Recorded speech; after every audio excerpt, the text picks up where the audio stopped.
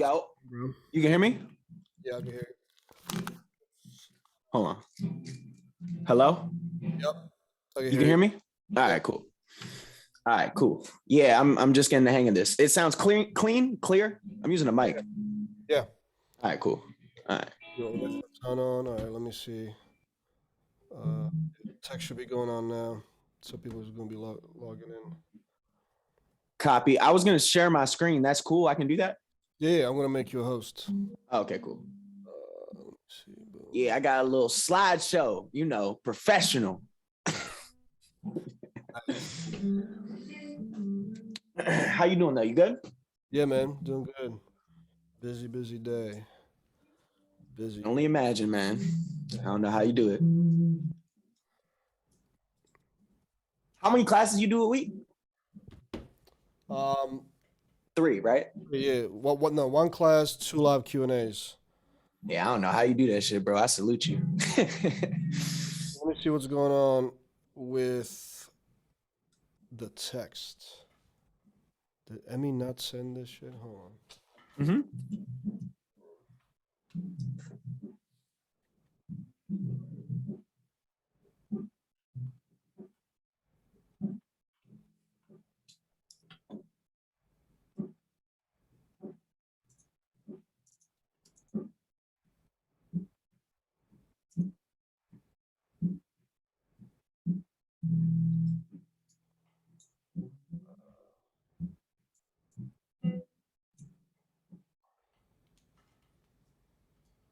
All right. Updates. What's going on here?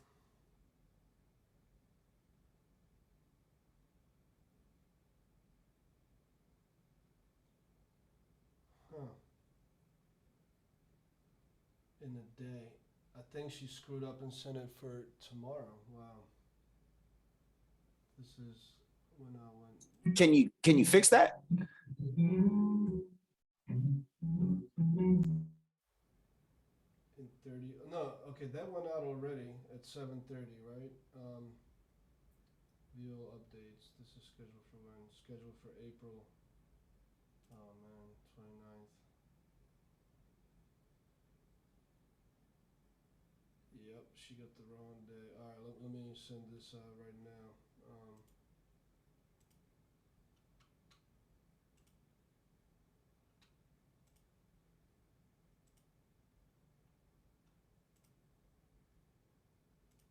Let me go 05.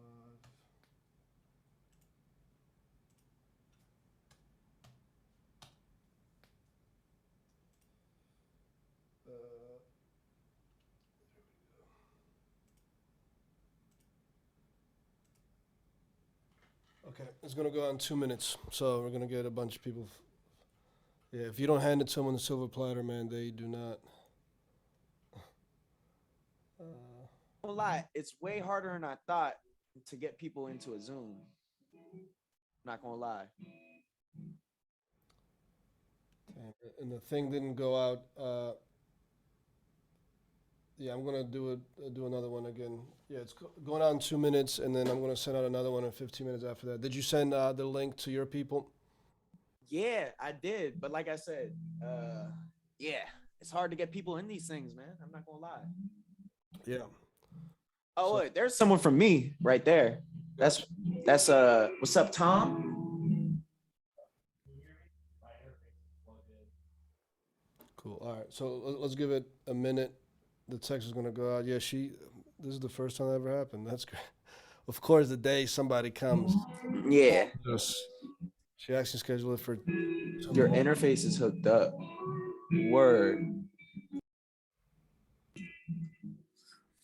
Hold on, let me turn on my headphones. I'm gonna do another one.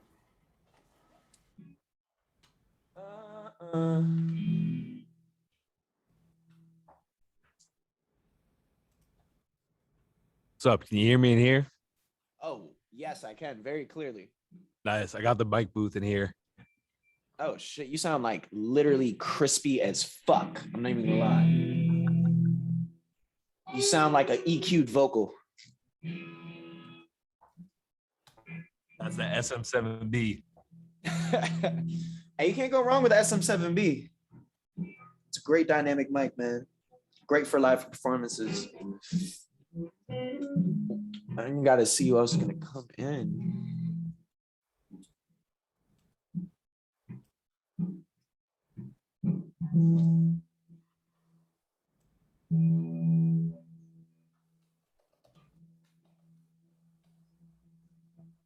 Oh, it only. Oh, I didn't. So, yo, Matei, Zoom mutes you when you stop talking. Does it mute you when you stop talking? Shouldn't.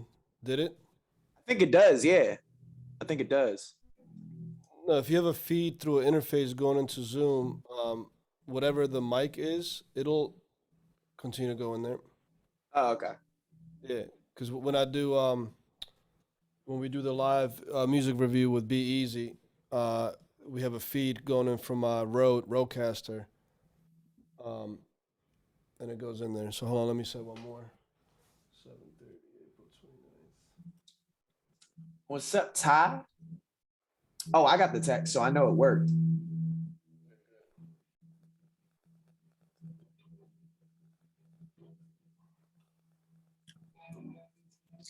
I don't know why my shit just automatically turns up. It's actually kind of crazy. I think these are some of your people. Yep. Yeah, there we go. People coming in. All right. So, yeah, make sure that at the top left there's a little drop down that says original sound on, because now you're the host. So, You said or let me do this. Let me make me the host, and I'm gonna make you a co-host. And there's this feature in Zoom where you keep the original sound on, and it doesn't do its like compression thing and all that. Like Zoom doesn't try to basically screw with the sound. All right. I'm making you host right now. All right, cool. All right, I'm the host, so I'm gonna make you a co-host. So you'll be able to share original sound. Okay, so the original sound is on. It's being recorded. And are you Copy. saying, are you gonna be playing any sound tonight? We'll see. Probably. I wasn't planning on it, but if it goes that way, it goes that way. Got it. What's going on? iPhone 12 Pro Max. You gotta change your name in Zoom, my man or woman. But we're gonna get started in a few minutes, guys. Go ahead and Gabe, play whatever through the interface, just like in case you wanted to play some. Make sure I hear it, and everybody else can hear it.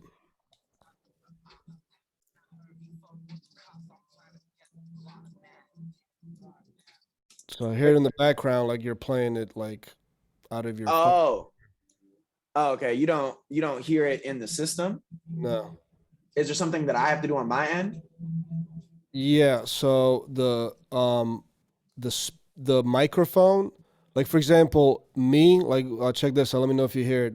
I have my microphone set to Rodecaster Pro Stereo. So whatever input is coming from the Rodecaster, that's what I have. So if I decide to play a song, like right here, you should be able to hear it. You hear it? Oh my God. Yeah, I do. Right. Oh my God. So your interface is the mic. Whatever all the inputs going to your interface, the output of your interface is the mic. All right. So can you hear this? No. All right. Let me try to fuck with these settings real quick. All right, guys, we're gonna get started in a little bit. Gabe, let me know how you want the class to go, because usually when I do classes, I present for like an hour, and then I open up for live Q&As, or as I'm presenting and going through stuff, if people want to ask questions in the middle, we'll have everybody, this is the way we should do it. This is the best way to do it. If you got a question while Gabe, aka Third Eye Sound, is talking and presenting, put it in the comments, in the chat section, or raise your hand. But it's better if you put it in the chat, and if for some reason we don't get into a chat, then raise your hand. So that way he can, answer, because it may be completely out of topic, and I don't want to interrupt Gabe when he's presenting a certain thing, because then it's going to screw it up for everybody. But definitely during this presentation, if you guys have questions, put in the chat as usual. That's how we do classes. So, and I think like 2 people dropped off, but there's going to be another text being sent out 30 minutes from now, just to let people know that we're in here doing this. But change your interface, make sure it's good to go, and then I'll give a quick introduction about you, and then you can get started, man. Take over. All right. I mean, we should just start. We should just go for it. Okay. If we can, I mean, I have a lot to talk about, to be honest with you. I can really talk and answer questions. I mean, the most I was planning on doing would be reviewing songs or like giving feedback on things potentially, but that's all I was thinking about doing. I wasn't planning on doing like a Pro Tools screen thing, mixy thing today. I was kind of gonna do that in next class if possible, Yeah. So, whose mic is on? That's the music in your background, Gabe?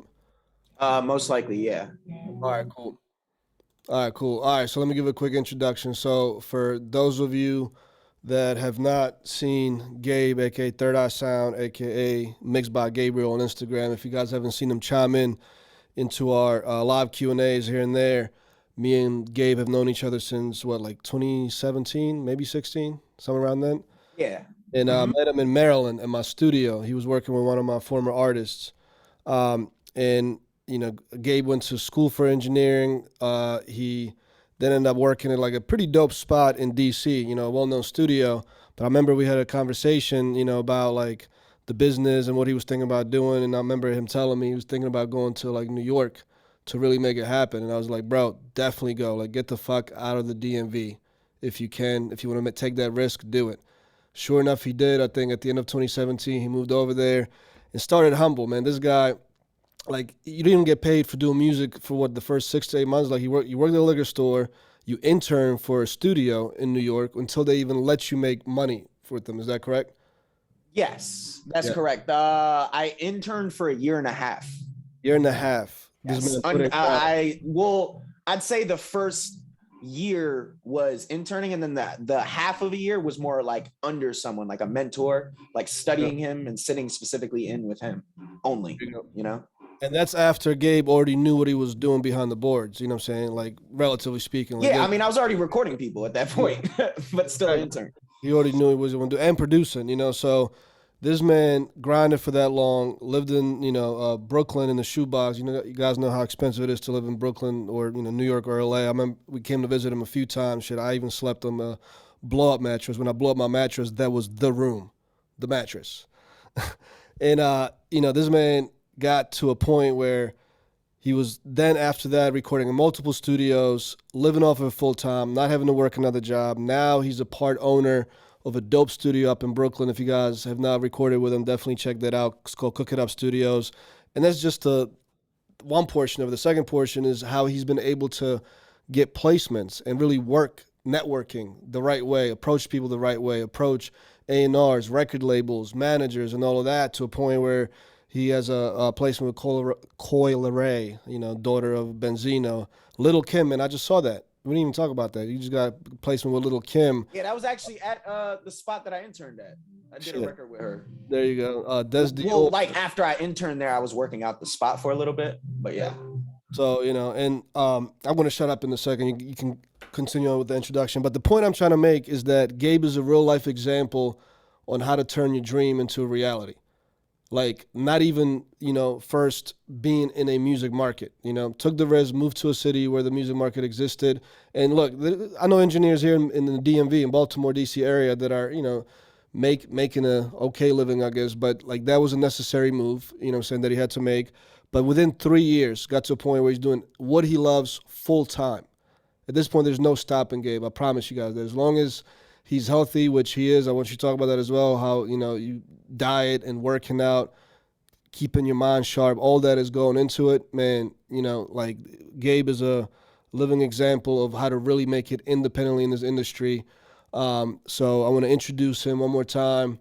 Go ahead, man. Take over. He's going to be doing tonight's class and next Thursday class again. So, guys, take a lot of notes tonight. Well, it is going to be recorded, but still, pay attention, take notes. Let's get it.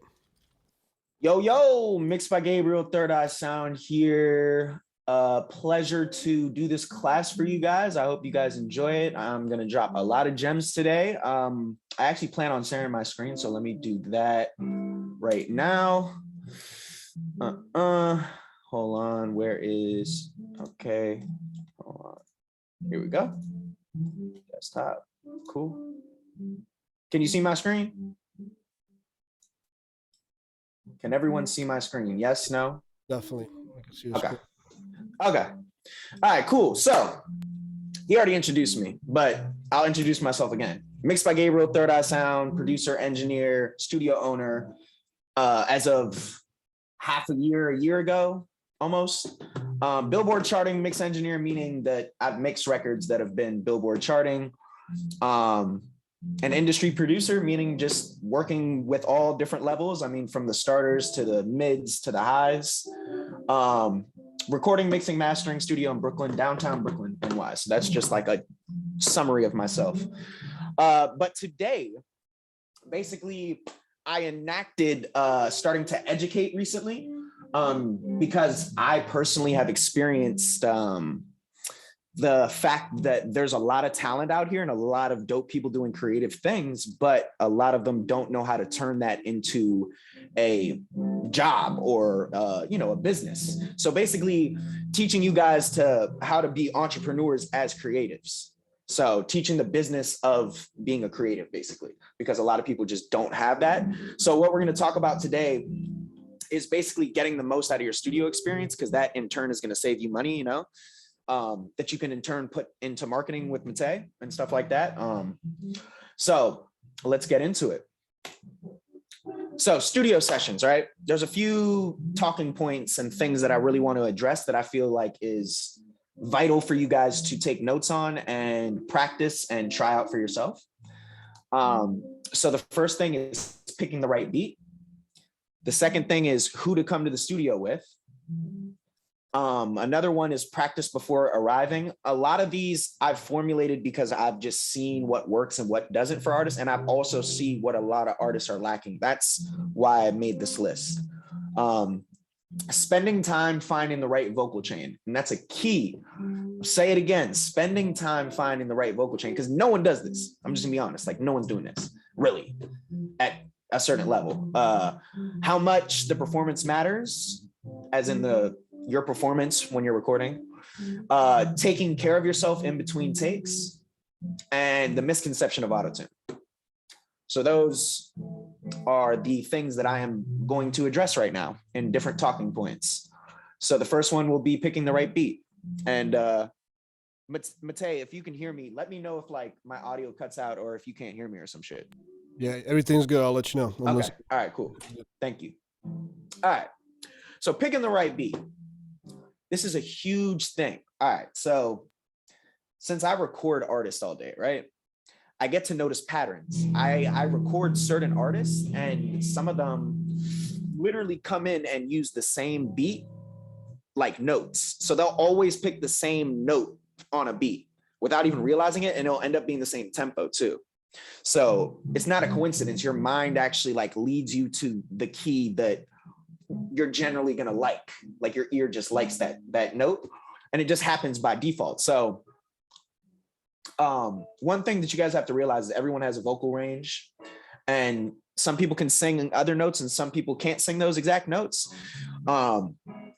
So my suggestion is to get a pitch correction software and to find different beats and different keys and find the one where your pitch stays the most on pitch. Again, find beats that have different keys. And this is for my autotune people, by the way. This is for my singing people or melodic rappers too. You know what I mean? Anyone who's using autotune or a pitch correction.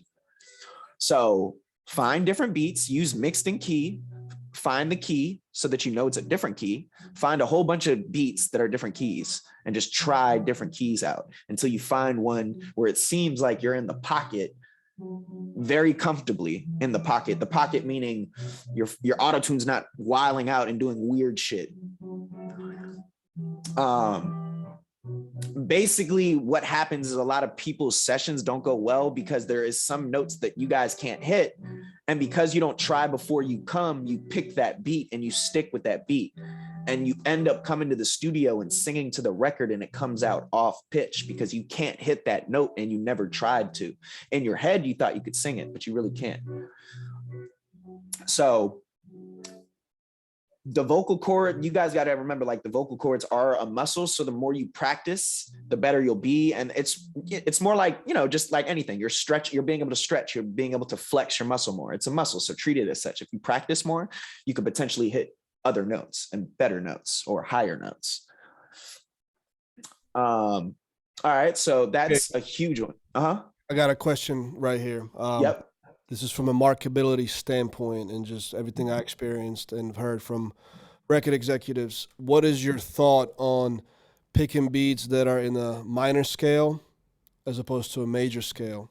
And what does that do for the song? Explain that to these artists.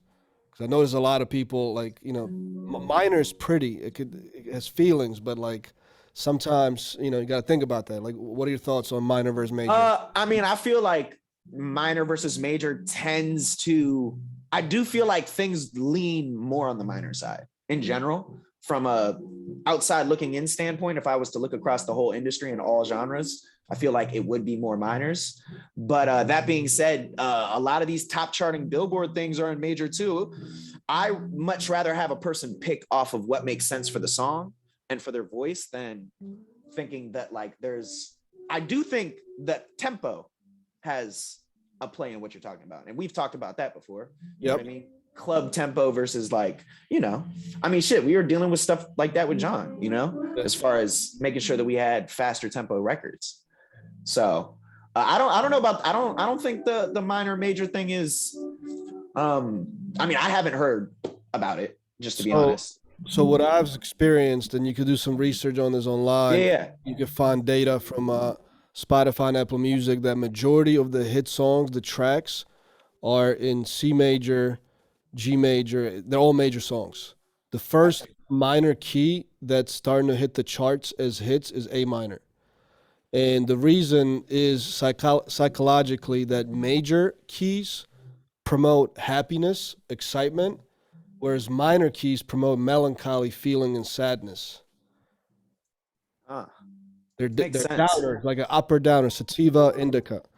So if you want to think of it as in marijuana terms, Mary Jane, you're you know, and it's not always the case, but the tempo, absolutely true, right? Like some people like, yeah, you know, what's your like I remember when we used to have this conversation with John. He'd be like, yeah, man, this is a club joint. I'm like, bro, maybe it's double time, but that's not the actual, like it's divide that in half and it's really like a fucking R&B song. And I'm not saying certain clubs wouldn't play it, but it's not, you know, like you got to go to a club and kind of listen. But it may be changing, you know, the psychology changes. I was looking at this chart from Spotify where they identified like all the songs that hit the charts and things like that, but they were in like the major keys first, higher BPMs, of course, as well, majority of them, and then A minor was the first one. But yeah, I want to know your thoughts on it. If you guys ever discussed that, because you usually probably deal with artists and they kind of, you know, want to do what they want to do as opposed to, you know, 9 times out of 10. I mean, it depends on the situation. You know, if I'm engineering, like who am I to say? I mean, obviously if I have a relationship with you, it's a little bit different if we've been building for a while, but that's my take on it and some of the stuff I heard, you know, in the industry. But the beat, you're right. Like you can have a minor song and still have a faster BPM, so your head bops, even if it's, you know, like for sure, minor joint. Yeah, I mean, I've heard minors there's minor chords that actually sound major though. That's my thing. Yeah, that's like, true. Actually, and you're like, so that's really what I was trying to communicate, but I didn't communicate it correctly. But yeah, I still feel like, you know, this problem that I'm addressing right now is probably in my personal opinion, one of the biggest struggles and problems with people that use pitch correction and autotune who come to the studio and try to do music, because they don't realize what the fuck they're doing. Right. And when it comes to what I'm talking about, the fact that you can't hit a certain thing and you're not going to know that unless you try to sing and hit that certain thing and see how it sounds through some sort of recording device, whether it's your phone, download an app with pitch correction, which there's tons of them out there at this point. Yep. Or get a cheap USB mic. You don't even need to get a freaking interface. Get a USB mic. Just plug it in. There you go. So I just want everyone, like, if you are going to use autotune, to take the time to figure out what works and what doesn't for you. Because, you know, I have artists who come all the time to be like, hey, man, you don't have it set in the right key. And it's like, I do have it set in the right key. You just can't sing in that key. And I'm actually going to address that on the last slide. Yeah, but the misconception of what autotune is, I'm going to address later on, because that's a big misconception, a huge misconception. All right. So this is a big one too. Who to come to the studio with? Hold on, let me get out of this. Okay, who to come to the studio with? I think that you should be coming to the studio with non-yes men, meaning people that aren't. People that aren't. I guess that's fine. People that aren't yes men, meaning people that aren't just going to tell you yes to everything that you say and you present. Which I notice a lot of people, you know, come with the hype guys who are like, yeah, bro, like, yeah, that's fire, and it's like not fire at all. Those type of people. Don't come with people that don't know absolutely nothing about music, in my personal opinion. I don't know why you have your whole family in the booth with you. Makes no sense. You're just taking up space, and yeah, unless they're paying, I don't, it doesn't make any sense. This is a business and this is a job. So unless you're going to think of it like that and move like that, I don't think it's going to be a good thing, you know? So come with people that know how to respect the fact that it's your session and not theirs. I see a lot of people come with artists who are their homies and it like turns into their session. So definitely be aware of that. There's a lot of those guys out there, or girls. This is a big one too, because a lot of people don't do this. Practice. Go ahead. Question about that. Bringing what are you? Because I have my opinions on it. What are your thoughts about people coming into the studio treating it as a party, or like overly smoking or drinking in the session? I mean, I think I think it's not needed. I don't think it leads to anything beneficial or good. Like, look, there's different types of sessions though, right? So you can separate them, right? We have a listening session. So let's do that when we complete the album. We can party and get as drunk and loose as we want once the album's ready and mastered and shit. Let's have all the homies come to the studio and let's get drunk as fuck. You know what I mean? I don't care at that point. But no, you shouldn't be booking sessions that's supposed to be work done and having a party. You know what I mean? Because I have yet to see any of those situations turn out with good songs or multiple songs or finished songs in that case. You know, a lot of people just do the whole, you know, half song thing. You know what I mean? Like those type of parties usually end up with like 5 half songs. And I just send people like a hook, mad different hooks. Just email them all different hooks. But yeah, that shit is whack and that shit is not where it's at. And to be honest with you, that doesn't happen as much as you think it does. That's just recorded. These big artists actually work hella hard and hustle mad hard and are like making like lots of records. So keep that in mind. You're saying that because it's a PR stunt, right? Like you hear a lot of A-list artists. I know the Post Malone out there, which I give him a lot of respect, very creative. He plays the guitar, like he's more than just, you know, a singer. And, you know, he's got interviews like, yeah, man, like one night, yeah, we just like crushed a 30, a bunch of girls in the studio, da-da-da-da, you know, it was on tape. But what you guys have to realize is that, like Gabe said, it's like when you see those shots on video with artists, a bunch of girls, or vice versa, you know, whatever, they're friends partying, mad people in the studio and all that. That's for the posts. That's for the PR. That's probably the time when the song was already done and they're just listening to it again, but then maybe they'll like drop some stems to act like it was being recorded or whatever. You know, that a lot of that is that. It's not, like Gabe is saying, it's not real. Like you read 50 Cent book, Dr. Dre and like Eminem, Kendrick, like all these serious artists that are, you know, A-listers, not saying some A-listers don't get away with being drug addicts and still produce dope stuff, you know, but they probably have people like, you know, in the studio that are all sober, making sure shit is on point, and all they're doing is getting in the booth. But majority of the time, it's, you know, don't try to it's not real. It's like, I know it's not the best comparison, but I kind of compare it to, like, imagine if me as the marketer or me as your business strategist slash lawyer would come to my office and be drinking a 6-pack and smoking L's, reading a contract. I know it's not the same comparison, but it's like, it's a fucking job. If you want to succeed in it, treat it like a job. Yeah. Like, people are moving like businesses and entrepreneurs. Right. So you're seeing what they want you to see and they want to show. That doesn't mean that that's always happening or happening a lot or just in general. It might not be happening at all, like, to be honest. But all right, cool. So you will have better sounding songs and not waste time and money if you just practice beforehand. So practice could mean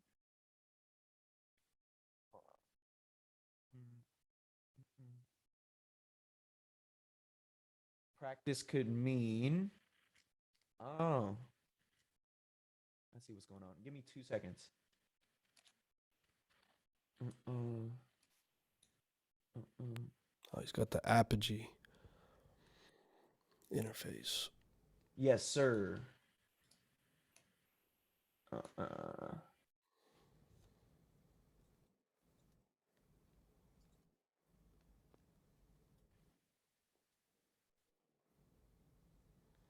There he goes. Ty Apollo has a good comment in the chat. He said BandLab is a great sandbox to record yourself. Okay, there you go. Well, there you go, guys. Freaking there's your gem right there for the actual application you can use. Yep. And this is key. I mean, told the guys before, I don't want to take over your session, but I used to, you know how many times I engineered, especially when I had to transition to music industry. Like, that was what I did every day. I had sessions every day. And some of the stuff, I was just appalled. Like, I mean, people just wasted their money. But hey, at the end of the day, they were paying. It was my studio, my basement. I don't care if they smoked or drank. And I was like, if you're going to pay me $50 an hour and you just want to pay me to listen to songs with me while you're drinking and smoking and not actually record, hey, man, more power to you. But, like, unfortunately, none of those artists are doing anything right now.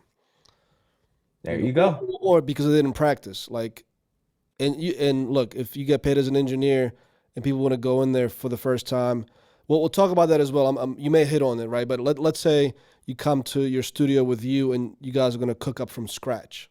You can't really practice to that. So maybe talk about that after you talk about this as well. I want to hear about that.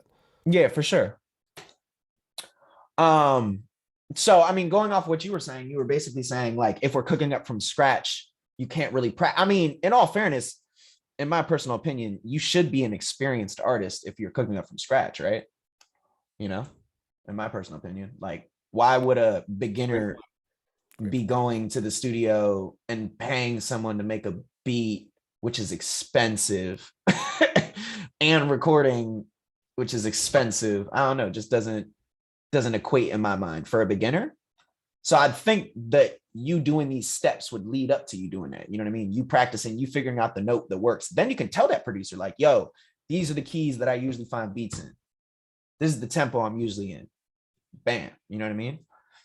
Then you'll know it's going to work because you've been practicing in that key. You know? So this is a big one.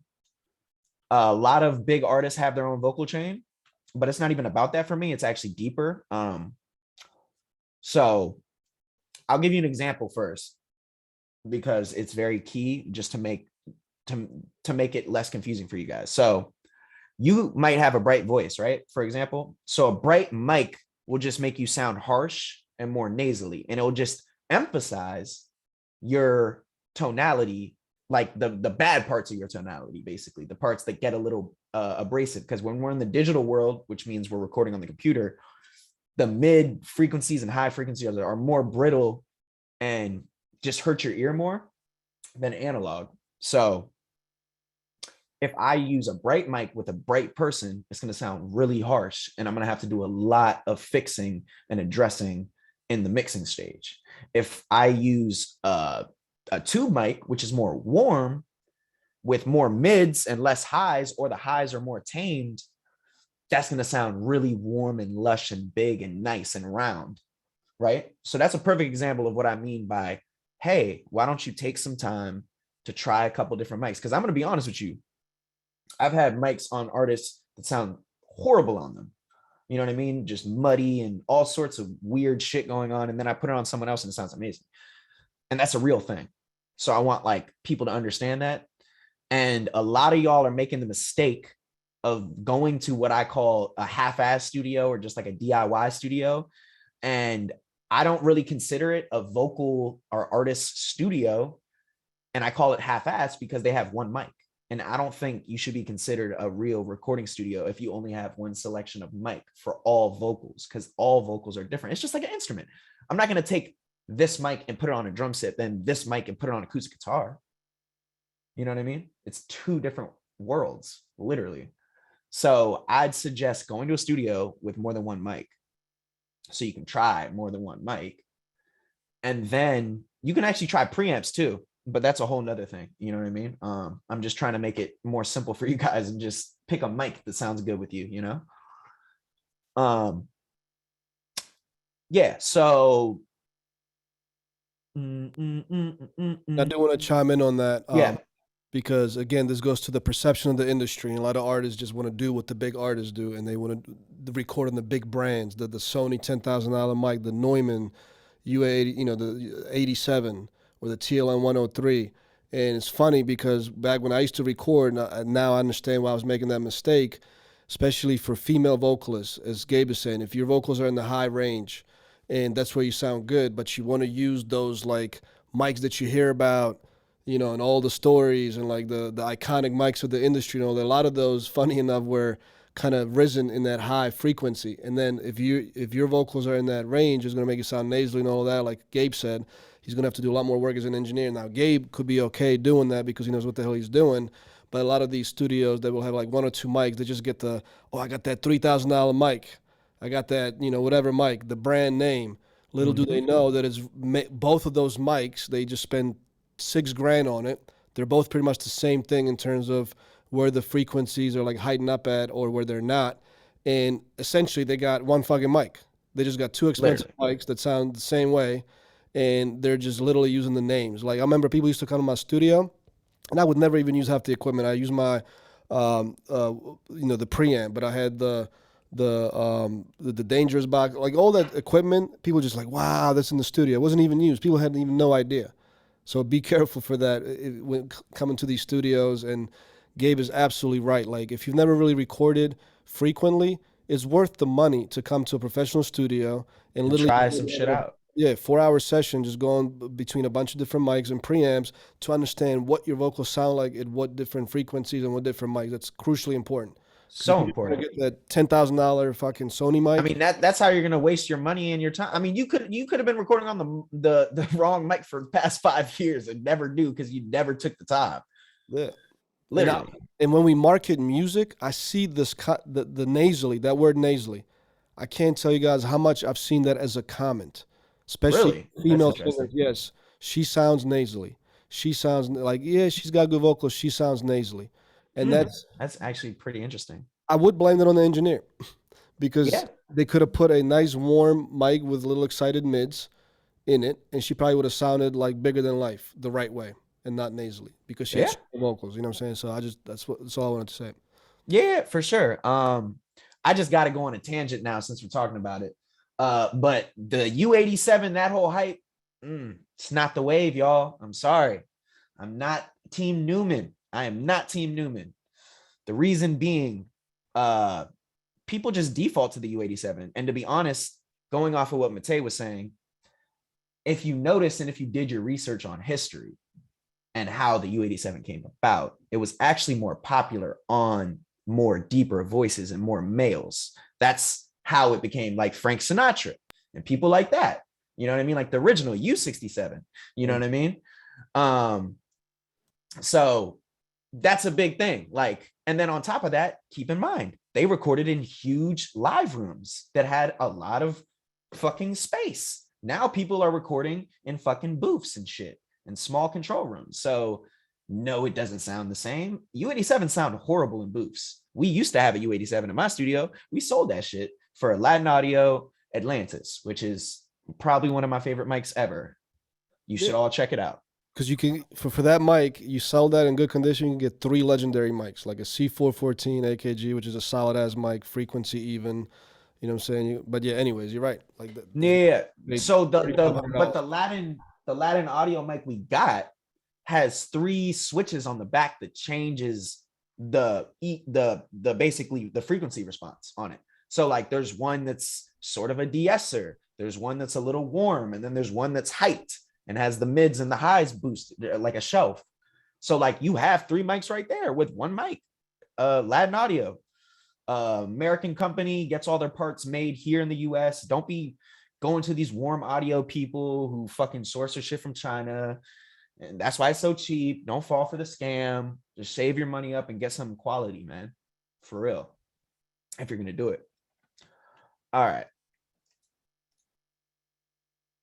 All right. So another thing I felt like I should talk about, because people don't emphasize the key points to a good song.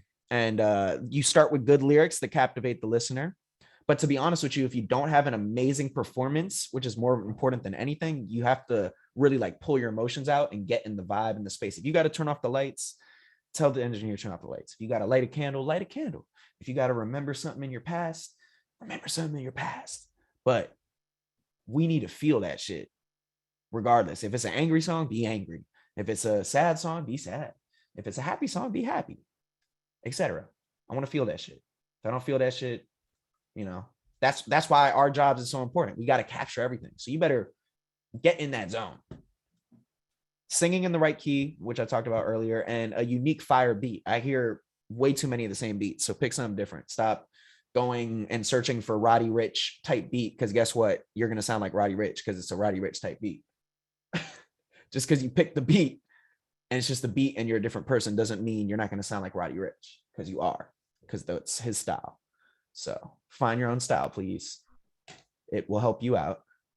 Gabe, I want to ask you a question about that portion that you just talked about. What is your opinion on like hooks that are catchy and more repetitive versus like fucking mini verses, like 8 bars of like a mini verse, even though it repeats 3? Like, just give me your thoughts. I'm not saying neither one are like right. A mini verse meaning what? Are you talking about like how these drill rappers do and stuff? As an example, or some rappers, like I remember the same issue with John, like he would write like it would be the 8 bars, it would just be a mini verse. Like there was no really repetition other than the fact that he did that hook 3 times in a song, but it was very difficult to remember, meaning that if like listeners listening to it for the very first time, there was nothing to captivate them to maybe like run to Google later and be like, oh, I remember that one thing, and like he was repeating his words. So I'm not saying it's right or wrong. I mean, a lot of hits, if you study this and study the data, a lot of Billboard hits have stronger hooks from a standpoint that they are repetitive and they're strong and catchy because people can remember that. That's why it's called the hook. It hooks you, as opposed to having a mini verse, which you may not remember on the first try unless you listen to the song many, many times and you're a big fan. But let me know your thoughts on like repetitive, strong, catchy hooks versus mini verses. I mean, I think it's completely, you should not be doing mini verses at all. I mean, I think it's deeper than that. I think it goes way deeper. I think it goes, a lot of why I love what I do is because it actually is based on the human brain and what actually works. And it's a fact, like a proven fact, that the catchiness works. And it sticks in people's heads and people love those songs. Those are the catchy ones. And it's deeper than that. Again, it has to do with arrangement. This is why I have some more stuff that I'm going to talk about later that has to do with studying your favorite artist and study their arrangement. There's so many people who suck at arrangement. And to be honest, arrangement is everything. Within the first 15 seconds, if it's not arranged correctly and drops correctly into a vibe, you're going to miss a lot of people. You know what I mean? And it's the beats too. Beat arrangement and song arrangement are more important than a lot. Like people need to put more weight on knowing what arrangement is and how to properly arrange a song and what bars are and how to count them and shit. Because a lot of artists don't know how to do any of that. You know what I mean? Right. And if you think about it, even those dumb hooks, like kind of what's his name, Little Pump, like Gucci Gang, Gucci Gang, Gucci Gang, Gucci Gang, just repeating the same fucking word over and over again. It, if it's played enough on the radio and the label's got enough money to shove it down your throat, you will recite that in your sleep. Gucci Gang, Gucci Gang, Gucci Gang. You know what I'm saying? Or like you go to a party and girls will be like, I don't, that one song, I just love the beat, like Gucci Gang, whatever it's called, like play that joint, you know, and it's, like it gives people to remember it by. And I know it's annoying to some people and they're like, man, like that song is whack or it's not, but hey, it was on the charts, and whether the label shoved it down their throats or they didn't, there was something that was, whether it was like bullshit or not, it was like so repetitive that when you heard it enough, you just couldn't get away from it. And you could refer to that song. And if somebody says it in 20 years, you may still think of Little Pump as the guy that fell off and had that stupid Gucci Gang song, but it's like it's hard to forget, you know, to that Yeah. No, 100%, man. I mean, I can't hate on that. I mean, I hate on someone who just raps more, who just raps than I would on Little Pump. Like someone who just like there is no arrangement. It's just like literally you got in there and just started saying stuff. And I hate also people that don't connect their songs, like the ones that just say stuff. Oh my gosh, can we like have a subject of the song, please? Don't forget about Wu-Tang. Wu-Tang was the master of not saying shit, but saying a lot. That shit that rhymed, and it was dope. Facts, but they were fire. Right. And Derek made a good comment. Well, this is interesting to me. And again, there's no right or wrong answer here, but he's saying, well, that doesn't mean that 4 or 8 bar hook can be catchy, like a little mini verse. He said J. Cole hooks are catchy. But the key word that you mentioned is J. Cole. I was just going to say that. It's funny you said that. I was about to be like, but that's J. Cole. J. Cole, because when he puts out a song, millions of dedicated listeners will listen to that shit on repeat. And they appreciate it because he's got the fan base. And that's the difference. That's that understanding what level you're at. Right? There's a difference. Yes, you know, Beyonce can fart on the song and she'll break the internet because everybody's going to be talking about it. But definitely, nobody on this call is doing that and catching any attention. You know what I'm saying? So just like remember that level. It may work because J. Cole is doing it. If Kendrick Lamar does it, he may get a Grammy for it. Right? But early on, like it's important to study this stuff because I'm a big fan of J. Cole, one of my favorite artists. But go to the first album and remember, study the songs that he did that were like the ones that were on the radio. They're more memorable hooks. Like they're simpler and they're catchier, less words. They're not, you know what I'm saying? So I think that has something to do with it. But again, I don't think there's anything right or wrong because what I also noticed, like you said, these drill rappers, because they're using the iconic beat, it may not even need, like B-Love, for example. I interviewed B-Love in New York. He's blown up in New York right now. And I know a lot, like even my fiance or a lot of girls that I've heard around in New York, they're like, yo, play that the drill joint. I forgot the artist's name, but he used the Mary J. Blige sample, right? So think about what has leverage on the song. Like what's the power? What's the catchiness? Because it could have been any decent rapper with, you know, a decent fan base, but the Mary J. Blige sample is probably what's carrying a lot of it sometimes, you know? Not always, but, you know, so I'll shut up now. Keep going. All right. I definitely skipped one. All right. All right. So this is a big one too. A lot of people don't do this either. You know, going off the statement that your throat is a muscle, and going off the statement that we're talking about, you know, picking the right mic. Ain't no point in picking the right mic if you don't take care of your muscle in between takes. So when working on a really nice mic, it picks up everything. So I have a crazy fucking hi-fi vocal chain that's like beyond anyone else's. I can stand by that. And what happens is when people don't clear their mouth out or they have chapped lips or like anything, any sort of thing like that, I can hear it.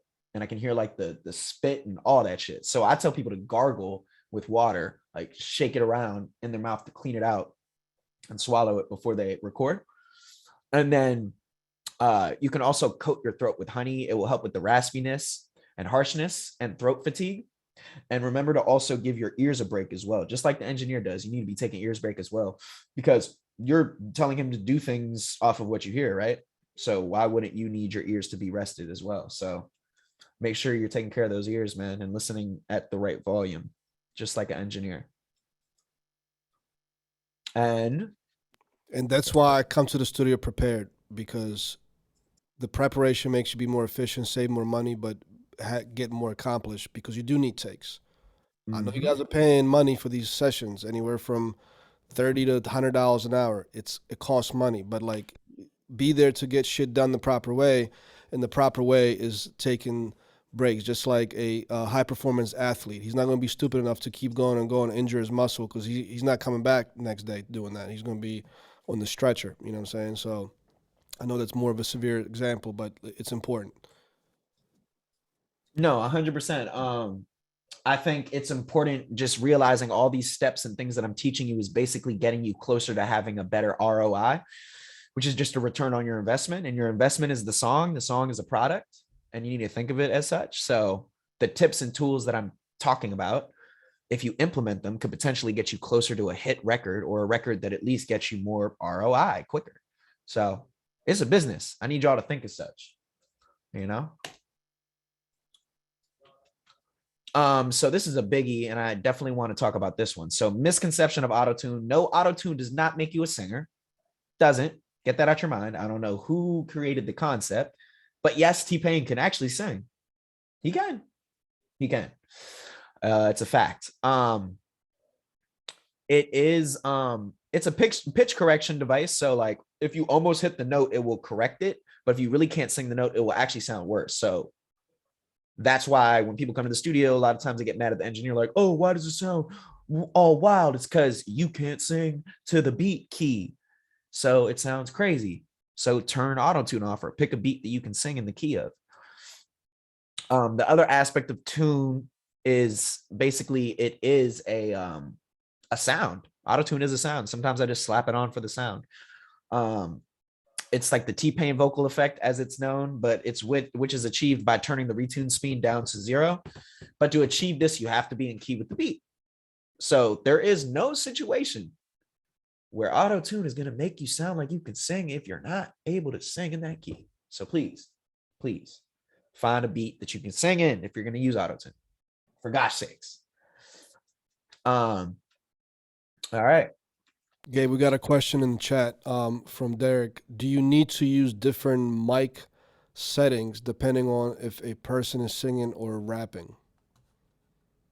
I mean, what mic settings? I mean, yeah, in all aspects of what you're saying. I mean, I might do a roll off, like a high pass filter on the mic. If it's someone who has a lot of lows, that's too much. I might, I have a plus 10 dB switch on my Atlantis Latin audio mic, which means if someone comes in and they're whispering and they can't rap with enthusiasm, I can boost their vocal in the first part of the chain, which is very rare and very fire. And one of the reasons I fucking love that mic, because no other mic really has that feature. It's basically a reverse pad. A pad is minus 10 dB. It has the minus 10 dB and the plus 10 dB. So you can boost the vocal on the mic. So yeah, I would change the settings, and then I'd also change it on the preamp and on everything else, depending upon the person. And that's a good question, because if you're a singer and a rapper like John was, right? That's a good point, because some rappers, when they rap in a deeper voice, but it can actually hit like high notes well. What would you do in that case? Would you swap out the mics and record those portions separately, or just get a mic that can handle both of those swings?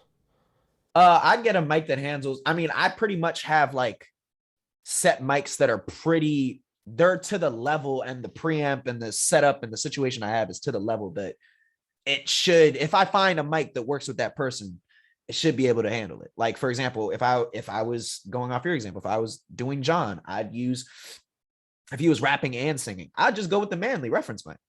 Literally, I just go with the Manley reference mic. Great mic, super warm, has nice highs, but it controls the highs accordingly. I had a rapper on the Manley the other day. Sounded great. Depends on the person, but I'd probably go the Manley route, which is a tube mic. So, my bad. My bad. This has already been answered.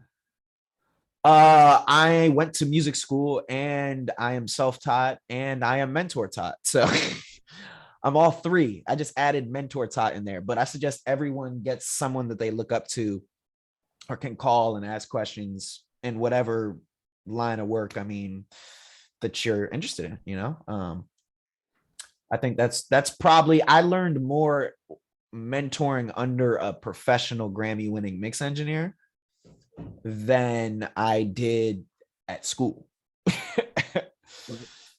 True You that. know, it was like literally like accelerated to the 10th degree. Cause like I said, I only was with him for like half a year, but that half a year was like 2 music school years or some shit. Like it was like a factory. You know what I mean? Like when you're in a real recording studio environment every day, it's just like quick. You know what I mean? Like you're learning things every day. Like things are happening every day. You're seeing someone new every day or something new done. So crazy things can be learned.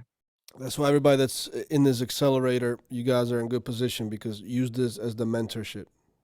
There you go. We're here 3 times a week, so everybody that comes on these live Q&As, you guys are taking it seriously. Write these questions and speak up. Yeah, I mean, I'll take some questions if anyone has any questions. I mean, I can keep talking too. I have lots of stuff I can talk about. Cover anything else that you would like. But yeah, let's get some questions in the chat, guys. I do have a few myself that I want to ask you about. Yeah, I mean, I got mad stuff. I mean, I'll just talk until someone asks a question. Should they talk or are they doing in the chat? They're doing the chat. What right? I do is I'll let them ask the question in the chat, and then we can unmute them. And okay. All right, that works. So I'll just talk until someone asks a question. Or raise your hand. You can at this point you can raise your hand too, with the little button. Bet. So some other tips for you guys. Going off of arrangement, study artist songs and how they layer and how they do their songs. Study music in general, study arrangement. How long is the chorus? How long is the verse? Make sure you layer your hook multiple times. Please record more than you need to. Reason being, I'm a mix engineer. I don't want to have to call you after you record because there was something that came out weird and you could have just recorded mad takes and I could have just replaced it mid mix. So record as much as you can while you're in the spot. You know what I mean? That's why I save everything.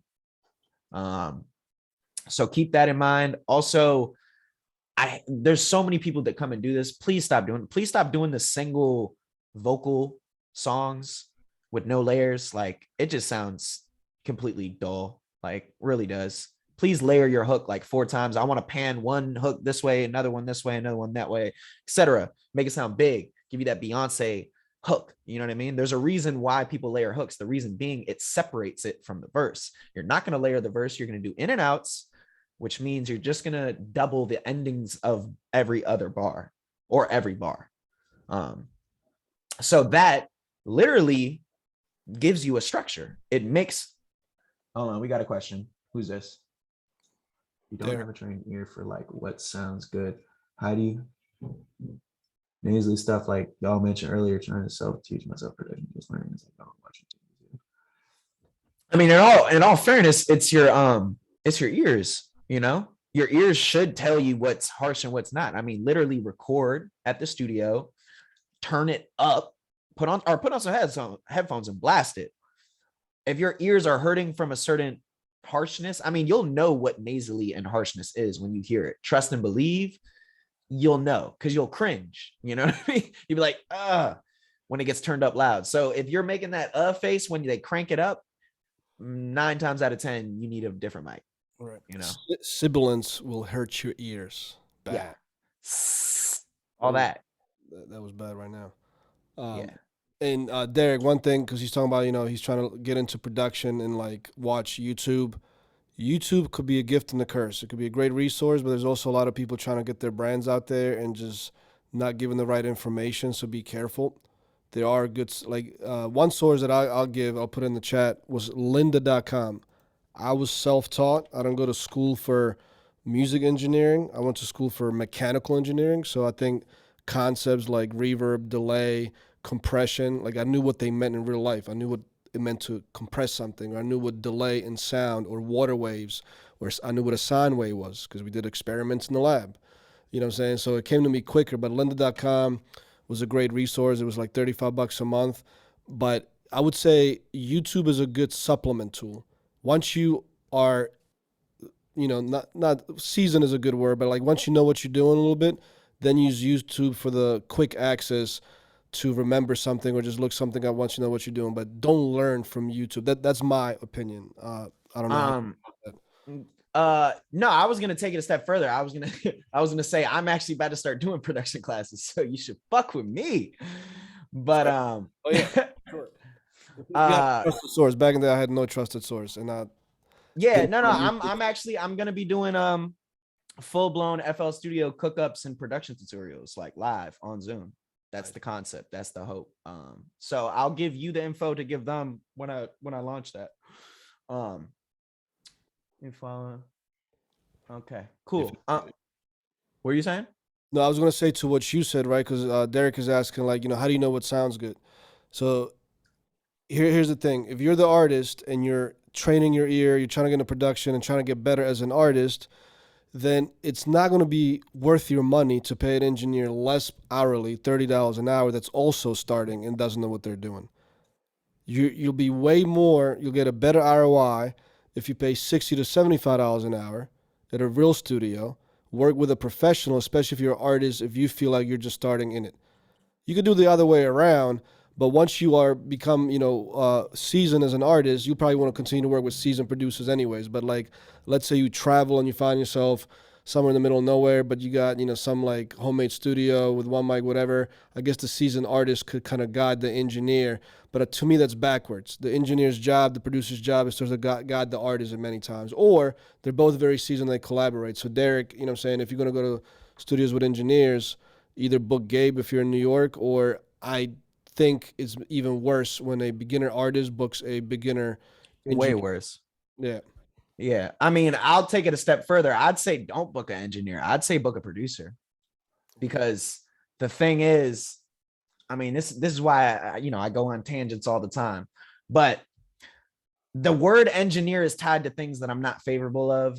Some of the things are like being a work for hire, not getting back end and stuff like that.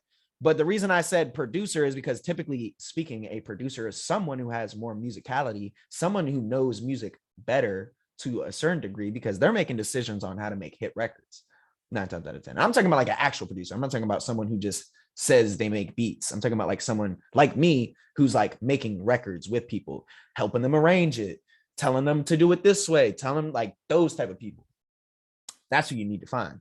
Because an engineer, like, I know lots of engineers that literally are just good at like getting a clean recording. So it's like, what is that going to do for you? Besides get you a clean recording, like they're not about to be like, oh, this sounds bad, or like we could do this instead. Yeah. And I've actually seen bigger producers, because I've been, when I went down to Atlanta and LA in studio sessions with bigger producers, they have their own engineer that they're just telling what to do, but the producer is kind of like the director in the studio. You know what I'm saying? Like the composer almost. And you got another good question. Talk about this from Abrak. Why do you prefer FL Studio over everything else, if you do? FL gang. I'm just joking. All right. So I'm a big believer in whatever DAW works for you, and whatever you can get the best and fastest workflow in, you should be using. So that's the main overarching concept of why I use it. But it gets a little deeper, and I will mention the fact that in my opinion, FL Studio hits harder than all the other DAWs. And the reason being, we could literally go on Gear Sluts. There's threads for days arguing about this, but FL Studio has an algorithm in the master that lets it clip but not clip in a good way, that makes your 808s distort and come out a certain way. That's why FL Studio is the main trap beat DAW. That's why. It has a sound. Like FL Studio actually has a sound. Like legitimately. Yeah, I don't even know that. That's very interesting. Well, Yeah. what, All right. So real so time. I'm assuming that's what you produce in when you're recording. Are you still recording NFL or are you doing Pro Tools? Nah, Pro Tools record and mix and master and produce in FL. Yeah, there you go. And that's important to highlight as well, because I used to do the same thing, right? I had my like little DAWs on like my iPad when I would like mess around with production, but then I would always complete and finalize everything in Pro Tools and definitely record, mix and master in Pro Tools. So, you know, as an engineer, you should know like workflow important and whatever fit, you know, whatever works for you. But you know, if you want to be an engineer like Gabe slash producer, and Gabe's ability, like the reason he's successful now and is going to continue to be even more successful is because even if Gabe is not in his own studio where he knows every knob like the back of his hand, you could fly Gabe out to LA and you could sit him in front of any SSL, you know, 32 channel, 48 channel board, analog with a patch bay or a DAW, you know, it could be Cubase and all that. Every good engineer producer that I know will figure out the workstation, even if they never worked with it, like fairly fast because you know the concepts, you know what a sidechain is, you know what submixes are, and you could usually go to the tools or the properties and things like that, and you know, it may take a little bit longer, but you know what you're looking for. Mm-hmm. Or 100%. you could go to YouTube. This is when YouTube is powerful. Then You you know? do the tutorial. Yeah, just be like, how do you do this in Cubase? How do you do a sidechain? Right? But you're asking a specific question, you'll get a specific answer. So that, in my opinion, that's how, you know. But you got another question too from Sigwill. I got another. Oh, you guys already recorded together. Already know that. That wasn't a question, but no, we didn't record. He's just sending file. I mean, I do, you know, I do mad mobile mixing. I'm mixing people in Australia right now. Literally. I got this Australian rapper. He's very interesting. I'll send you him. Beauty of the internet. Does he drink Fosters? No, that's definitely an American thing. That's like an American. That's like me going to Mexico and being like, y'all drink Corona, right? You're gonna be like, nah, we drink Tecate, bro. Like, what? That's our Bud Light Tecate. But all right, cool. I can keep on talking unless. Did you have questions? No, keep talking. Go ahead. Oh, okay, cool.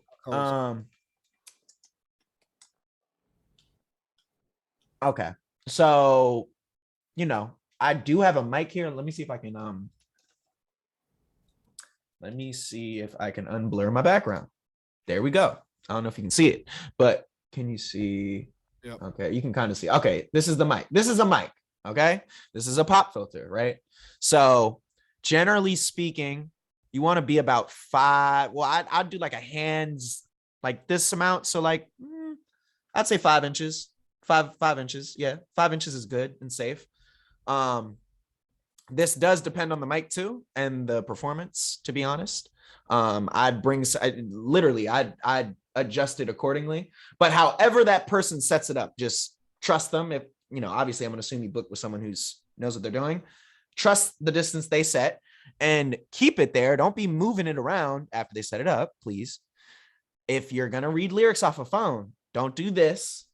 Don't do this. Don't read it here, here, here, here, here. I see everything, but reading it right directly above it. That way I'm literally directing all my voice into the mic, right?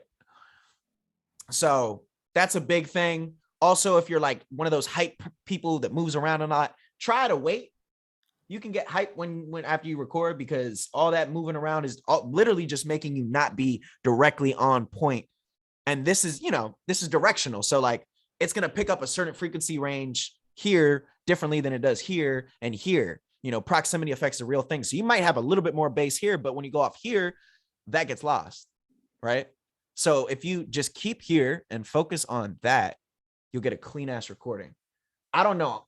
I mean, I've lost count on how many sessions have come through with my brilliant ass fucking amazing vocal chain, and it doesn't sound that amazing because this person, literally, I had someone, if I didn't come and check, he had the mic like this, bro. I swear he was in there like this with no problem on his chest. It was on his chest. And I swear to God, I was like, bro, why does it sound like that? I was like, hold on, let me check the mic. And this shit was at his chest. So if you don't, yeah, you got to make sure that you're on point with these mic positions and what you're doing in front of the mic, y'all. because you're not going to get good recordings. I got an important question and make a suggestion for everybody here. So, for example, I got the Avalon in the studio, and I used to take pictures of the settings, right? I try not to use too much of the EQ ever on there because you could use EQ in the DAW, but I would just do a little bit of compression and like the gain is really what I messed around with the Avalon. But if the artists are going into a home studio with decent equipment, the engineer's kind of a newbie, and they are tuning the different like levels and compression on the Avalon as they're singing, what should the artist suggest to the producer to make sure that the settings are remembered and understood, so that way if they have to go to another studio to fill in a certain portion or even come back and the engineer's like, bro, honestly I don't remember the settings and we can't get you sounding the same.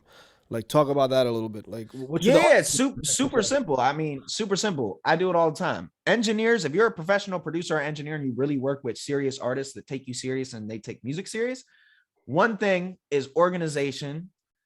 That's a huge thing. So this all falls in line with what I'm about to say, but having, carrying all the files, being organized, having everything color coordinated. And guess what? There's a comment section in Pro Tools.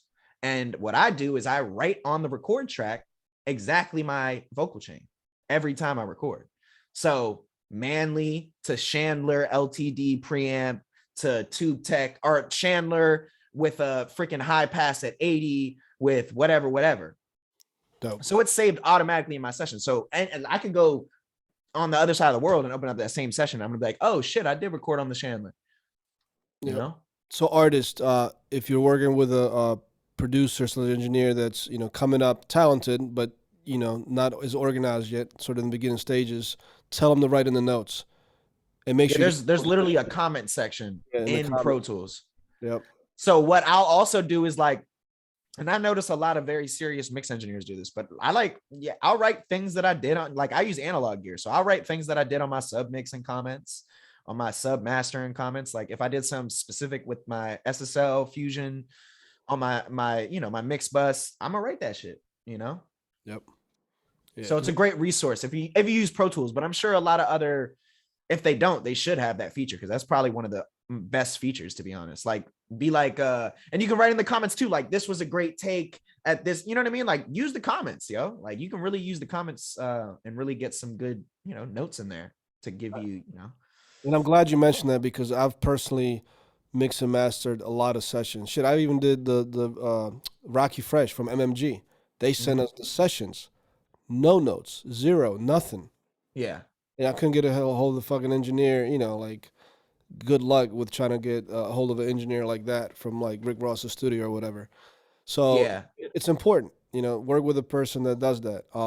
Solo Hit's got a question. So he's saying, would it matter if you have padding on the walls or distance from the mic when recording? I mean, the distance from the mic when recording does matter, and padding on the wall, both of those matter. So yes, to both of those. You need talk about those little cubes, those circles. Like, are those really the thing these days? Like, it allow you to record in like potentially louder or non-acoustically treated rooms and still produce like good product, or is it just a gimmick? Oh, you're talking about the Chaotica eyeball? Yeah. Okay. Yeah. I'm not against it and I'm not opposed to it. I have used it before. But I will say that I'm a bigger fan of the concept of we have amazing equipment nowadays and amazing technology, and I can put a mic in the control room. Actually, 90% of big trap artists are doing that as we speak right now. They put the mic in the control room, and actually the control rooms are actually pretty acoustically treated, and they don't put a Chaotica eyeball on it, and it sounds fucking great. The end all be all, to be honest, is having a knowledgeable ass engineer who knows how to make sure people are quiet and knows how to get that great recording, that great performance and energy, then send it to an amazing mix. If you send it to an amazing mix engineer, you're golden. You're good. You're good. You know what I mean? As long as you have some sort of acoustic situation. That's why I gave you the example of a control room, because a control room, right, has some sort of acoustic. It's not completely dead, right? But it has something in there, right? It's not completely just like bare wall concrete and shit, right? Make sure So a loud ass computer with a lot of fans. yeah, I'd rather have you not use the chaotic because I am I'm definitely like OCD with the concept of just losing something that I could have had as far as like maybe the room or a certain frequency that I'm losing. So I'd rather just say fuck it and record without it, to be honest. Like obviously given a okay recording situation. If not, fuck it, chaotica, you know? Okay. I'll ask you another question, which is technical. If there's any engineers on this call or producers, when recording through analog, right, through your microphone going to a preamp. Mm-hmm. Let's say you had the Avalon. Are you a fan of dialing in the EQ on that analog device, or would you rather get a high gain, nice, maybe slightly compressed sound into your DAW and then do the EQ and the rest of the compression, all that shit after the fact? What are your thoughts on that? Right, because once you print it into the DAW, you can't take some. Obviously, you can still modify, but you can't really take that away, as Right. opposed to getting like a flat vocal in there. Well, I have the beautiful situation where I can actually use analog EQ after. So there's that. A lot of people don't have that option, but since I do have that option, yeah, I'm definitely going to lean more towards the leaving it clean because I got a pair of mag EQs that are on my vocal bus every time. And those are my babies. So, wait, what? My phone at? Sick Oh, Will, okay. another question. Do I need to record my vocals right at 0 dB or lower? Definitely. I mean, that's the thing. We're talking metering now. Like what are we talking about? You know what I mean? Like Because he's asking, should he record it right at 0 dBs or lower? He is talking metering. And talk about that, because isn't there like different plugins for metering? And it doesn't mean yeah, but there's different types. Like I just meant like what are you metering on? Like what I assume Pro Tools. So if in Pro Tools, fuck no. You want to be between 6 and 10. You want to be in the lime green and maybe a little yellow. Yep. A little. But that's it.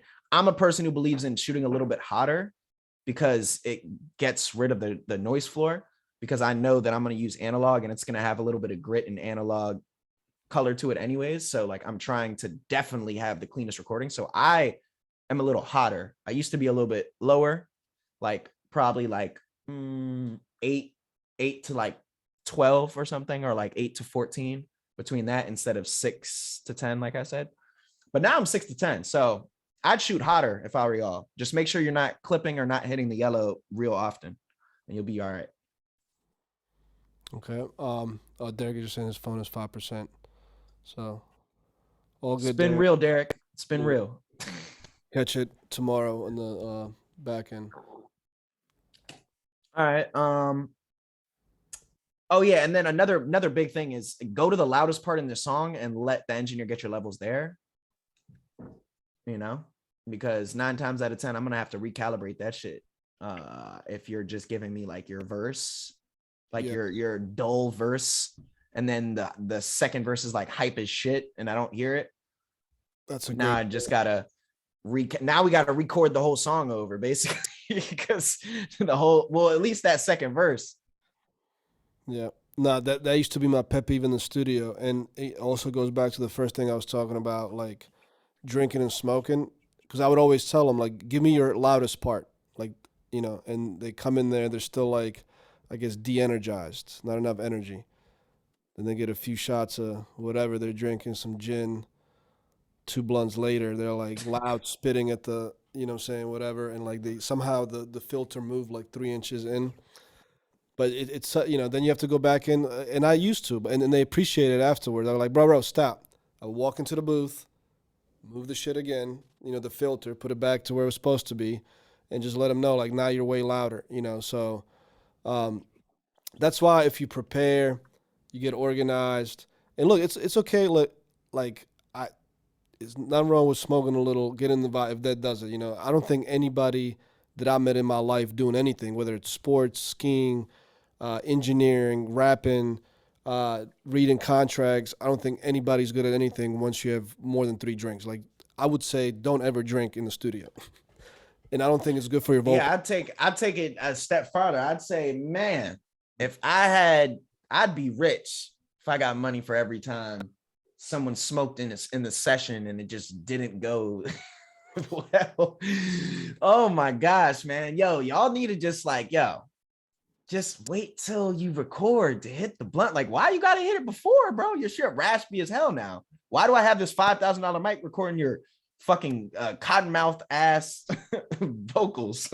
It's almost disgraceful to the nice ass mic. Come on now, let's not do that. So please just wait. And then the other thing is the people that just like smoke entirely too much to the point where they're giving me corrections that make no sense on a mix, or they're repeating themselves, or they gave me corrections and I already did it and they say it again. I'd be like, bro, come on, man. Y'all got to chill, man. I'm all for the weed smokers, man. I partake in marijuana, but can we wait? Can we wait till after, or at least record, come out and listen and vibe to it or some shit, but at least get the work done, man. Come on. We got a raised hand. Laughing Boy Worldwide. Go ahead, man. You can unmute yourself. Yep. Yo, what's goody, bro? Can you hear me? Yes, sir. Yo, man. So question, bro. I got a setup right here at the crib. I'm using the Apollo Twin Duo, and I don't know if you're familiar with it. You know how it's got like the console application, and you could basically run like it's like the UAD preamps. Yep. Word. Okay. So with that being said, right? So I haven't even messed with it, bro. But I mean, I guess like, is it fairly simple as far as one, and then two? Like, is it fairly simple to basically run? Matter of fact, would you recommend using those preamps like when recording, like, you know, because at that point you're not getting like, it's not going to be raw anymore, because I feel like it's going to be printing, you know what I'm saying, like through the digital preamps that are in the UAD.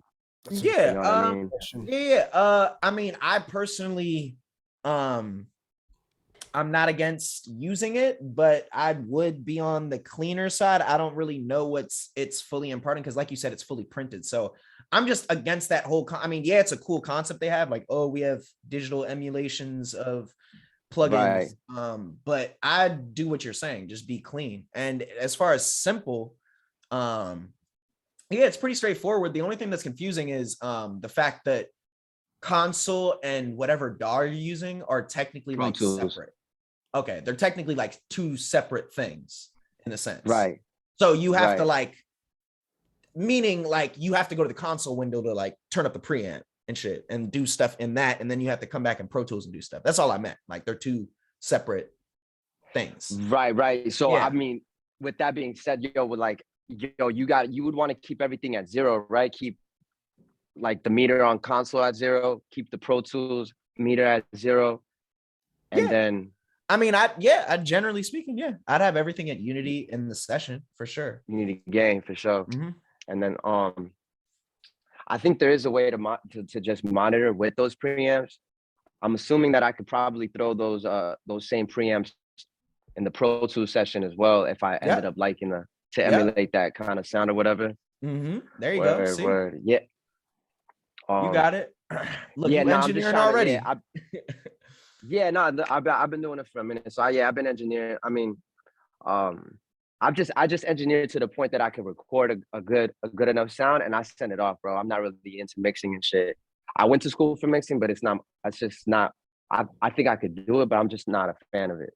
Gotcha. So personally, yeah. So I just like to record and then get it. I like to get inspired while I'm recording this. So I like to, you know, I gotta get a decent sound and, you know what I'm saying, mix or whatever. But after that, I just send it out, bro. I got you. I mean, to be honest, that's how people should move, to be honest. That's the way to go.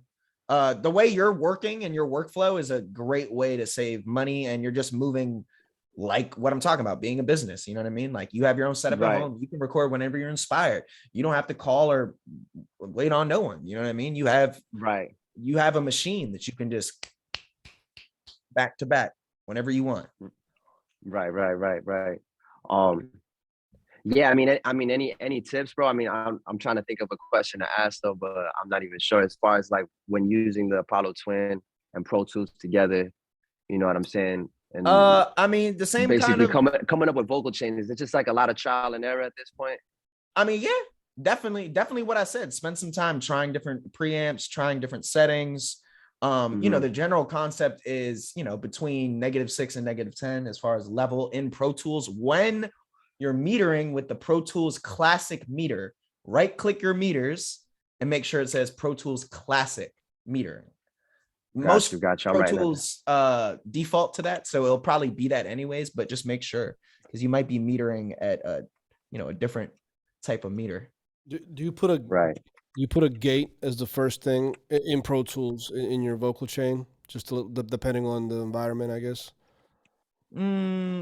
Nah, not that often. Reason being, sometimes it sounds weird to me when it's just like I hear like a weird, like a breath, like, and he's just in the booth, and then it like cuts. I don't know, it just sounds weird to me sometimes. Like when they're just sitting there and it's like, or like, you know what I'm talking about? Just like you might have to adjust the, yeah. So sometimes I'm just like, nah, I'll do it after though, like after record.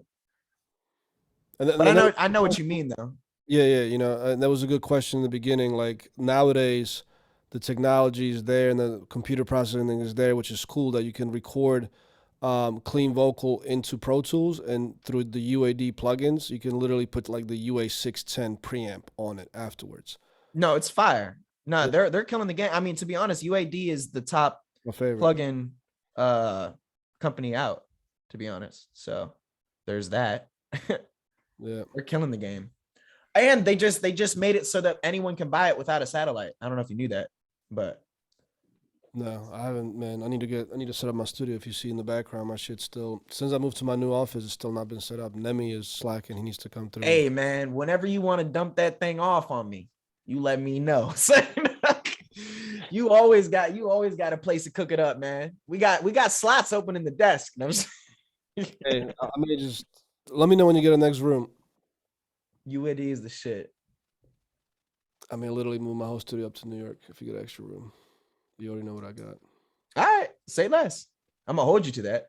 That's fine. Much here. All right. Anyone else have questions? We are getting close to. Yeah, we got 3 minutes. No, but I appreciate you coming through. Next week, you're doing another class, so I'm excited for that one. Yeah, lots of gems gonna be dropped in that. We're gonna be talking a lot about getting placements and you know, stuff of that degree. A lot of producer shit we're gonna talk about for sure. So producers definitely tap in. We'll be addressing some artist stuff too. So, you know, if you're creative, you're gonna want to definitely be there. Yeah, and yeah, I'm so glad you're doing the producer aspect of it, because like we have a lot of producers in here, and it's, you know, not always straightforward, and there's a lot of stuff you could do that artists just, it doesn't even make sense for them to do. Like you're almost a different animal from an artist, right? Because a producer / engineer, you could be both a product and a service. You know what I'm saying? Now, artists, I'll give you an example. Artists could be a service. Let's say you're a background vocal and you're offering, or you're like a, you know, yeah, like a vocalist, a background vocalist, or you do like, you know, jingles and commercials and like radio. I guess that could be a service, so to speak. Most of the time, you know, 98% of the time, artists are like the brand that's the product. In a sense, you're the product in the brand. But producers and engineers have a lot more flexibility and a lot more revenue streams. And I feel like it's saturated these days, but there's less dope producers and engineers just from the sheer fact that it takes a lot more to really be good at it, I feel like. And the level of entry level, just getting into it and buying some shit is mad easy. So anyone can do that shit. But did you spend 6 years reading manuals like me? I mean, there's levels, man. You know, there's levels. And go ahead. Abrock had a question too. Who? Abrock. Yo. Yeah, go ahead. You can unmute yourself. Oh, okay. And then we go to Laughing Boy next. Yo, I'm Baju Beats, by the way. But yeah, what's up, brother? I just catch it. How's it, man? Yo, good. So I have a question. Like, when, you know me, I'm very particular, right? When I mix my beats, I like how they sound. My only problem is that they don't sound loud enough, you know, or they're not booming loud enough. And anytime I send my tracks out, and somebody else mixes it for me, it sounds like some parts are loud when they're not supposed to be loud. So what do you think is like a good assortment to give to somebody to mix to you? Should I just like mix the beat and send it to them, or should I stem everything out and send it to them? Because I do a lot of automations. I I DJ a lot, so I kind of like when I mix, I mean, I throw things here and there, and I time things perfectly on my own way. So my main thing is like I just want it to sound like fuller and just a lot louder. You know what I mean? Like I want it to be sonically correct. But as far as what it sounds like I like what it sounds like, but I just want it to sound, kind of bigger, but I don't want it to just sound louder, But yeah, that's basically what I'm saying. So how do you think I should send who should I really be focused about getting my music to when I'm done with what I think I'm done with? Who? I mean, that, there's mixers everywhere. I'm a mixer. I mean, I don't, but as far as like how you send it, I'd send the dry and the wet. What that means is you're going to send the instruments without anything on them, and then you're going to send them with your automation on it separately. So you're sending 2 sets of files, one that has nothing on it, nothing done to it, no automation, and the other one has everything on it, your stems. And then as far as bigger sound and louder sound, I mean, I could go on a tangent about that, but I mean, the basic concept is you do one of 2 things. You study mixing and get good at mixing, and I'll tell you about what I would suggest if you're going to do that, or you go to someone that's a mixer and you get a solid mix from them. Probably sit down with them right there and make them do it or something. Yeah, something like that. Yeah, I probably need to go sit down with them, and just because every time I'm like, here you go, mix it, and then I come back, it always sounds like, oh no, like that was not even the feel I was going for, and that's like the feel just completely leaves, and that's what I feel like. I'm very electronic, so I'm a big plugin guy. I like to download plugins and stuff. I love analog as far as like machines and because I like to make beats. I started off making beats. I knew how to rap ever since. But like I know my strengths, and I know what I try and like convey about like my type of music. But I just feel like as far as like the standard of what I would do to drop music is kind of like my arguing point a lot of time, because different type of music has different type of feels. You could world music and rap music and old rap music and new rap music, and it's just kind of like, you know what I mean? Just really deciding what, I mean, I think I have a really big problem with that. It was like deciding like what kind of temperature I'm trying to like put out, and I've been trying to figure out like moods and stuff like that. Like, do you ever talk about like moods? Like when you mix, do you like observe moods and like put them out there? Like when you mix, and like, how do you do that? I mean, for me, I associate my mixing and music in general to colors more often, to be honest. Just me personally, like, oh, this is blue, or oh, this is pink, or oh, this feels like an orange type of song. But I'm actually serious. I mean, to be honest, colors actually do associate with frequencies and numbers. Like, it's actually scientific. But yeah, as far as your mixing issue that you're running into, out of everything I heard, it sounds like to me that you're not going to the right person. Meaning, half of my job is to get on the phone with someone like you and understand exactly what you want, how it's supposed to sound, and everything about everything you want. Like, I'm supposed to know. I'm supposed to get you to send me references. Like, I do my due diligence. It's one of the things that makes, my return rate on just getting people quick mixes done fast, because I know exactly what the fuck they want.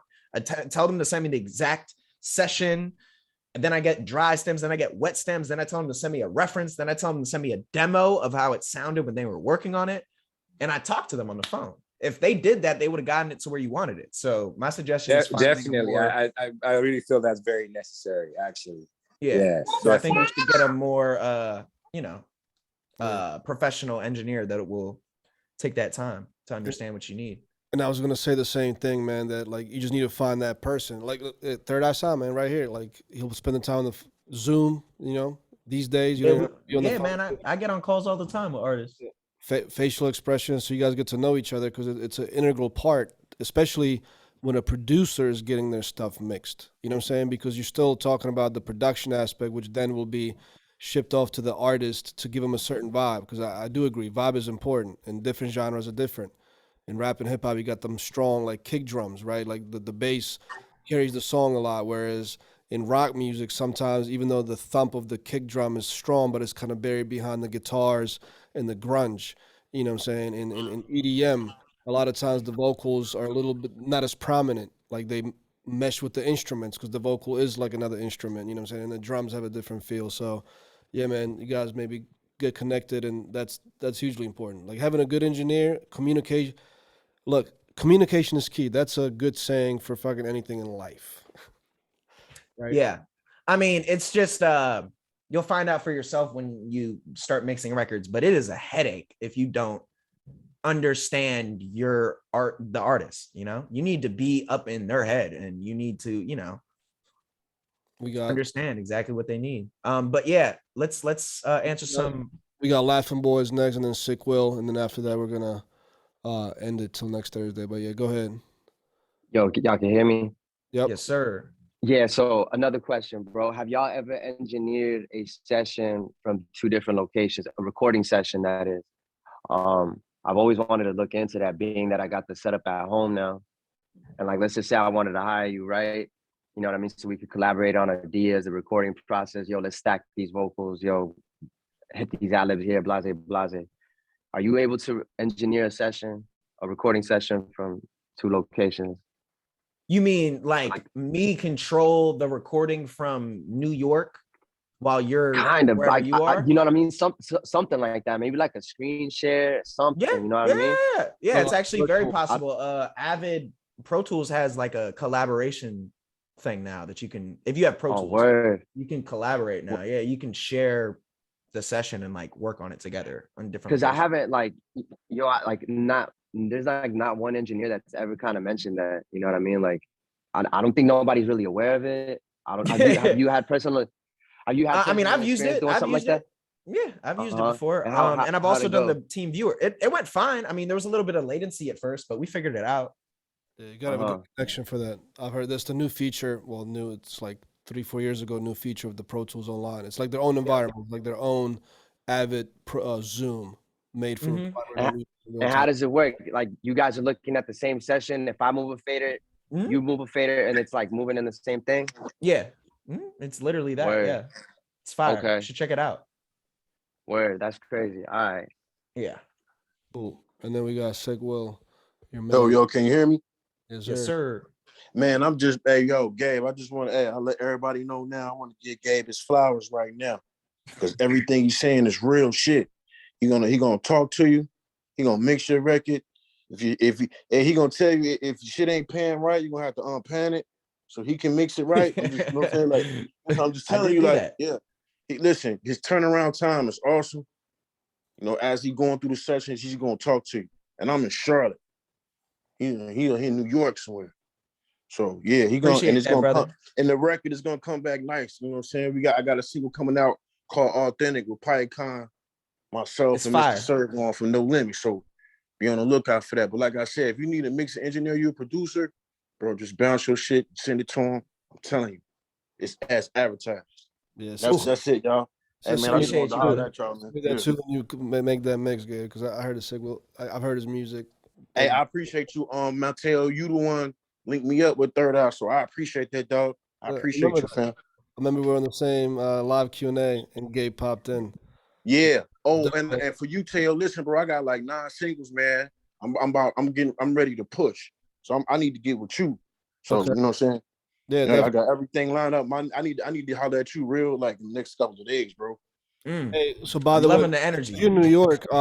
Me and Gabe are both going to the United Masters business thing on May 5th next week. So I'll be in New York for 2 days with Gabe, 5th and the 6th. So you know that's yeah, man. Just let me know. My girl people live in Rhode Island, bro. So just let me know. I'm gonna be heading up there. It's supposed to be probably the holiday weekend. So like I say, yo, like Mateo, I definitely need to get with you because I'm ready to push, bro. Okay. I ain't gonna talk to you. I got you. So yeah, May 5th and 6th, I'm in New York, and then last week of May, I'm still trying to finalize my date with JC at the in Queens Colorwork, where I do seminars, and I'm supposed to be talking to Ron Mills this weekend to see if he can recommend somebody from Sirius XM. Man, I'm gonna keep working that network till I get fucking sway. Man, I see what you're doing. I see you with Clinton Sparks. I know what you're doing. I've been watching you. I see your grind, bro. I know what you're doing. You helping cats like me get in the game, like without them suckers. You like that's what you're doing. I want everybody to hear that. Thank you, He man. give you the game. You ain't gonna need none of them suckers in the industry. That's right. No, you can do it on your own. And that's why I do it. You know, like I had a horrible experience. I think all of us had a horrible experience getting fucking scammed. Yeah, all of us been fucked. That rubs me the wrong way. You know what I'm saying? I want artists to succeed and learn the business. And everybody that's in here that's showing up, I'm telling you guys, like we got 300 members in the accelerator, but the same 15 to 20 people show up. You guys are going to be the ones that are going to be successful or find something out of this. You may pivot at some point. Maybe you wanted to be an artist, but now you know what? You're gonna be a producer or engineer or shit. Maybe now you're gonna be a manager or whatever because you're gonna learn about the business. But you know, it's that consistency. So I'm I recognize everybody that gets on here every time, and that leads to you guys coming up to see me and Gabe meet up in New York. Then I do a seminar. Then you'll meet Ron Mills. You know what I'm saying? Program director, Sirius XM. Next time I interview someone, you know what I'm saying? That's how you build that network. And I know, you know what I'm saying? I know a lot of you guys by name. And that's how it starts. It's not just one time. Like you don't just get somebody's number one time and expect they pick up and they actually do something for you. They may pick up and have a conversation, but it doesn't mean it's going to go anywhere past that. You know what I'm saying? So I appreciate everybody getting on. It's late. I got to get going. So, all right, y'all. Appreciate everyone for checking in, tapping in. We got a live Q&A on Saturday as always, 1 p.m. Eastern, and then next week Tuesday live Q&A, and then next Thursday Gabe's on again. I'm excited for that one for producers. I am too. It's gonna be a dope ass session. All right, guys. All right, y'all. Peace. Peace.